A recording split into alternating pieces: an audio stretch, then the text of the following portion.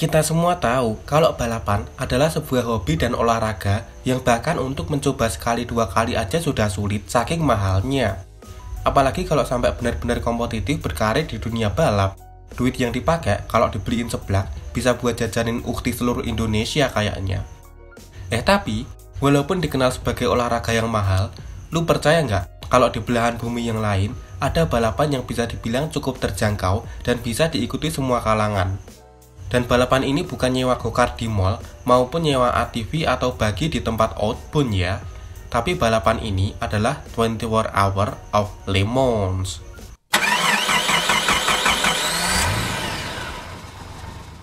"24 Hour of Le Mans" adalah seri balap ketahanan mobil di Amerika Serikat sana, di mana budget cap untuk mobil yang mengikuti 24 Hour of Le Mans nggak boleh lebih dari $500.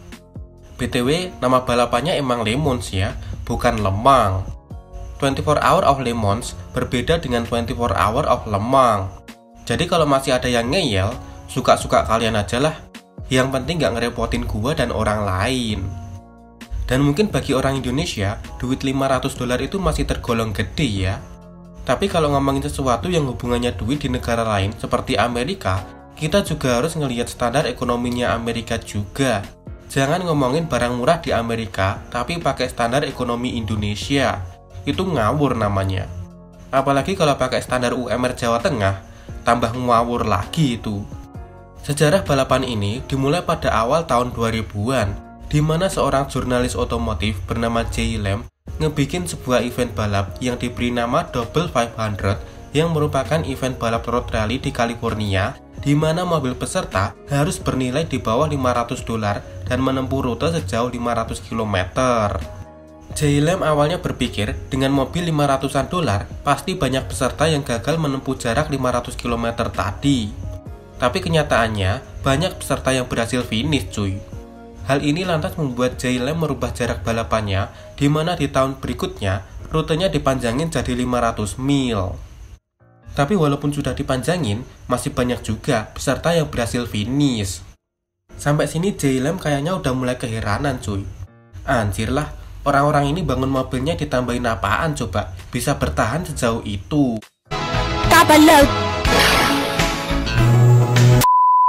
Akhirnya setelah Jay Lem merasa kalau balap road rally itu terlalu gampang, beliau merubah format balapan dari yang awalnya balap road rally jadi balap ketahanan. Nama balapannya pun juga dirubah, dari awalnya Double 500 jadi 24 Hour of Le Mans.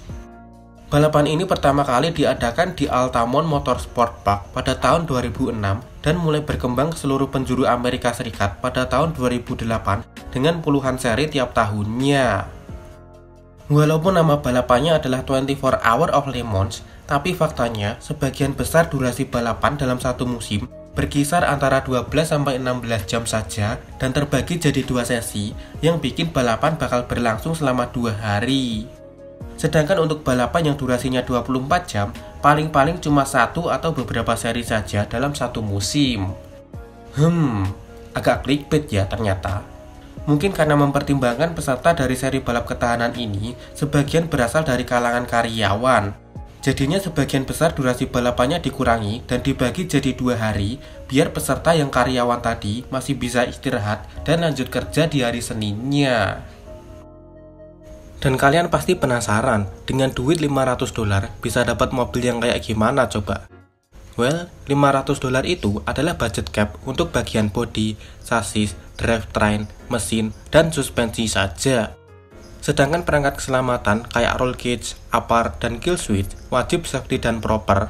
Lalu jok, harness, dan ban harus yang tersertifikasi FIA. Kemudian velg dan perangkat pengereman, walau bukan velg dan perangkat pengereman yang racing, minimal banget, kondisinya harus bagus dan sehat lah. Jangan pakai velg yang retak, banyak karat, atau peyang, sama pengeremannya, jangan yang misal ngeremnya hari ini, berhentinya minggu depan. Lagi-lagi balap $500 itu terdengar clickbait ya cuy.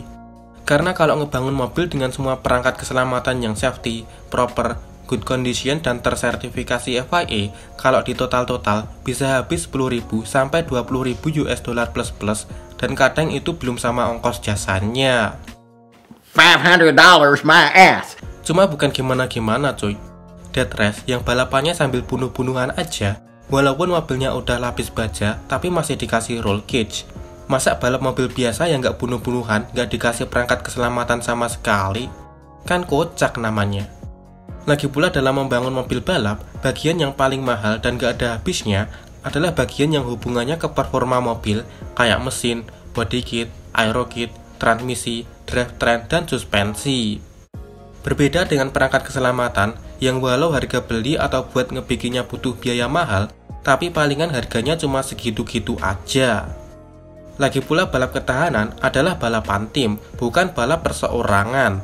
Jadi kalau duit buat bangun mobil mepet banget, tinggal split bill sama anggota tim atau rekrut orang yang cukup kaya buat bayarin bangun mobil. Nah, karena budget cap untuk bangun mobil selain perangkat keselamatan sama roda dan rem itu cuma dibatasi sebesar $500, jadinya mobil yang biasa dipakai untuk mengikuti 24 Hour of Le Mans adalah mobil yang sudah lama dongkrok di halaman belakang rumah, sampai-sampai yang punya mobil nggak sadar kalau itu mobil masih dia simpen. Mobil kayak gini biasa dijual dengan harga kiloan, atau bahkan kadang dikasih gratis sama yang punya ke siapapun yang mau ngambil itu mobil. Bisa juga pakai mobil tua yang harganya nggak digoreng, atau mobil yang banyak minusnya, kayak check engine yang selalu mengeluarkan kedipan manja pas kontak posisi on, dan bakal selalu menyala selama mesin dinyalakan. Mobil kayak gini pasti dijual dengan harga yang murah, karena mobil tua yang harganya gak digoreng seringkali kondisinya memprihatinkan di masa tuanya. Dan mobil yang banyak minusnya biasanya biaya perbaikannya gede. Jadi kedua jenis mobil ini seringkali dijual murah. Tapi cara paling cerdas menurut saya pribadi itu adalah cara yang satu ini, yaitu beli mobil yang harganya agak mahalan dikit, katakanlah di rentang harga $1.000 sampai $2.000, lalu part-part yang nggak dipakai kayak jok bawaan, dashboard, door trim, karpet, airbag, dan seatbelt bawaan itu dijual-jualin buat menurunkan value dari mobil ini. Keuntungan bangun mobil dengan cara terakhir ini, selain duit hasil ngejual part yang nggak kepake tadi, bisa buat nambah-nambah biaya masang perangkat keselamatan, kondisi mesin, bodi, dan sasisnya biasanya juga nggak buruk-buruk amat. Untuk memastikan mobil peserta yang mau ikutan balapan nilainya kurang dari $500, panitia akan melakukan scrutineering dulu, alias ngecekin semua mobil peserta satu persatu, mulai dari bagian yang dibatasi nilainya nggak boleh lebih dari $500 tadi, sama perangkat keselamatannya. Oh iya, untuk bagian yang dibatasi nggak boleh lebih dari $500 ini, kalau misal barangnya didapat secara gratis, kalau kondisinya agak ngotak, maka akan tetap dihitung $0. Jadi kalau misal mobil bahannya didapat secara gratisan, atau mesinnya ngambil dari mobil salah satu anggota tim, nilainya bakal dihitung $0. Tapi perlu diingat, kondisi part yang didapat secara gratisan ini, biar nilainya jadi $0, kondisinya harus ngotak. Dan ngotak di sini bukan mulus, bersih, sehat, dan kinyis-kinyis ya. Tapi barang yang minusan, atau rongsokan, atau barang standar pabrik yang sudah lama dongkrok. Jadi kalau misal dapat mesin gratisan tapi mesinnya adalah 2JZ yang udah dimodifikasi single turbo sama exhaust standalone, tentu nggak bakal dihitung $0. Dan kalau setelah mobil peserta diskrut panitia, kok ternyata nilai mobil peserta ini lebih dari $500, panitia masih mengizinkan ini mobil balapan, tapi bakal dikasih penalti yang dinamakan bullshit factor alias BSF.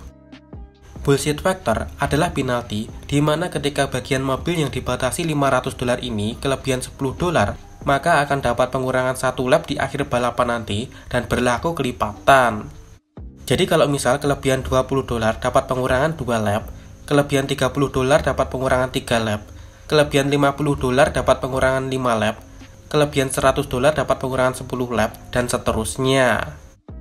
Jadi kalau misal ada orang yang mau ikutan 24 Hour of Le Mans pakai Civic EG spek Karmit yang udah case swap, itu sebenarnya boleh-boleh aja. Cuma kalau setelah dicek nilai ini mobil mencapai $10.000, jadinya berapapun lap yang berhasil dicapai pakai ini mobil, tetep aja bakal kalah, karena bakal dikurangi 1000 lap nantinya.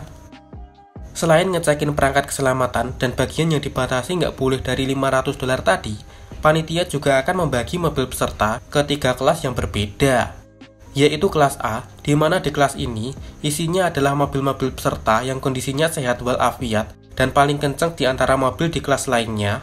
Lalu kelas B yang isinya mobil-mobil peserta yang mediocre alias biasa-biasa saja. Karena dibilang sehat juga belum tentu sehat, dibilang kenceng juga masih kalah kenceng sama mobil-mobil di kelas A tadi. Kemudian kelas C yang isinya mobil-mobil peserta yang kondisinya memprihatinkan. Mobil-mobil di kelas C ini bisa balapan sampai finish tanpa ada trouble sama sekali aja, udah syukur alhamdulillah itu.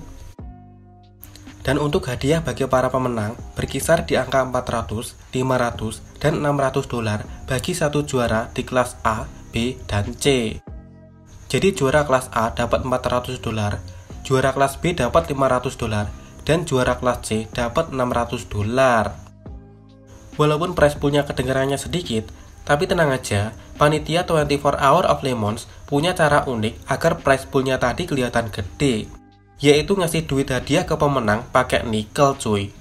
Buat gambaran seberapa banyak nikel yang diserahkan panitia ke pemenang 24 Hour of Lemons, itu ibaratnya kayak ngasih uang sekitar 6-9 juta, tapi pakai recehan 500-an. Selain pakai nikel, kadang panitia juga menyerahkan hadiah pakai cara kocak lainnya. Seperti pakai cek, tapi ceknya ditulis di barang anti mainstream, kayak batu atau dudukan kloset, uang kertas rubel yang udah diremas-remas, bahkan dalam bentuk kripto pun pernah cuy. Cuma kayaknya penyerahan hadiah pakai kripto ini udah lama deh. Pas zamannya main PB bisa dapat Bitcoin, tapi player yang dapat Bitcoin ini dengan kesadaran penuh malah nukerin Bitcoinnya sama kris SVD yang nggak permanen.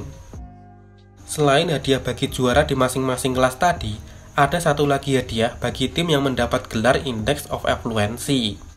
Index of Affluency adalah perbandingan antara seberapa busuk mobil yang digunakan suatu tim dan seberapa banyak lap yang bisa dihasilkan tim tersebut dengan mobil busuknya.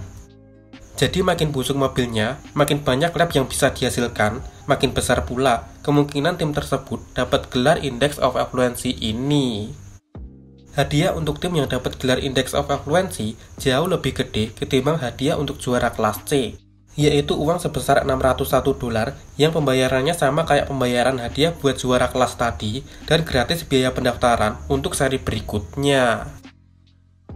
Walaupun ini balapan terlihat dan terdengar konyol, tapi itulah yang jadi daya tarik utama dari 24 Hour of Lemons. Balapan yang pesertanya nggak peduli mau kalah atau menang, yang penting hati senang. Balapan yang bisa diikuti semua kalangan, baik yang ekonominya kaya maupun pas-pasan, dan mau yang berpengalaman maupun non-pengalaman. Balapan yang cuma butuh mobil dongkrok dan teman yang selalu support, dan nggak perlu mobil oprekan yang bikin kantong jebol atau mobil sport. Balapan yang dan lain dari yang lain, karena ini bukan balapan biasa, ini adalah 24 Hour of Lemons.